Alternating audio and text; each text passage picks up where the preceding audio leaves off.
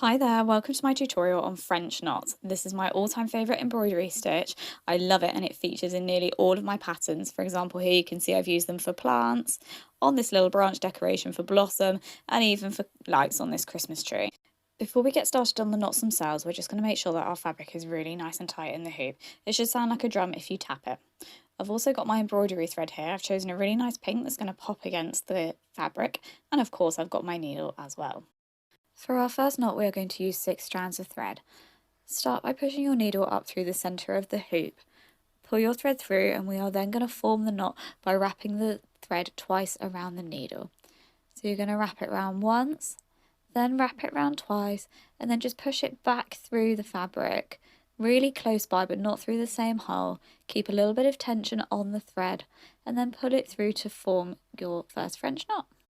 Let's stitch another knot using the same technique. So push your needle up through the fabric, pull it through, and then we're going to wrap it round the needle. So we're going to wrap it round once, wrap it round twice, and then push the needle back through the fabric next to the original hole. Keep a little bit of tension on the thread and pull it through to form your second French knot. Using that same technique, I'm just going to stitch a third knot, so push your needle up through the fabric and then we're going to wrap it round. So we're going to wrap the thread around once, twice, and then push it back through the fabric next to the original hole. Keep your tension, keep it on there and then pull that through and it is going to form your third French knot. I mentioned at the beginning of the video that French knots are my all-time favourite stitch. I think the texture they create is so effective and I just love the detail they add to an embroidery design. That being said, I know they can be a little tricky at first, so just keep practicing. They're definitely worth it and you will be stitching away in no time. Another thing I love about French knots is how you can create a more delicate knot by using fewer strands of thread. For example, here I'm going to create a French knot using 3 strands of thread instead of 6.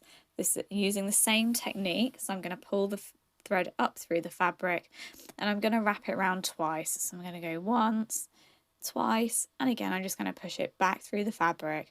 This time it's going to create a much smaller knot. These are great for if you want to create a piece with a little bit more detail. And exactly the same again, I'm just going to create another knot using the 3 strands of thread so you can see the difference.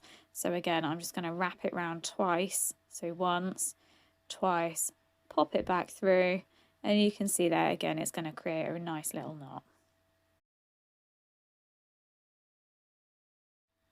For my last knot, I'm going to go really small, so still using the same 3 strands of thread, but this time I'm only going to wrap the thread around the needle once.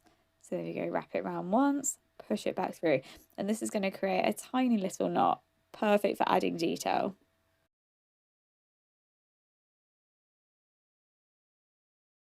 And here we go, here is a little size comparison so you can see what we've stitched today. Thank you so much for watching my video and happy stitching.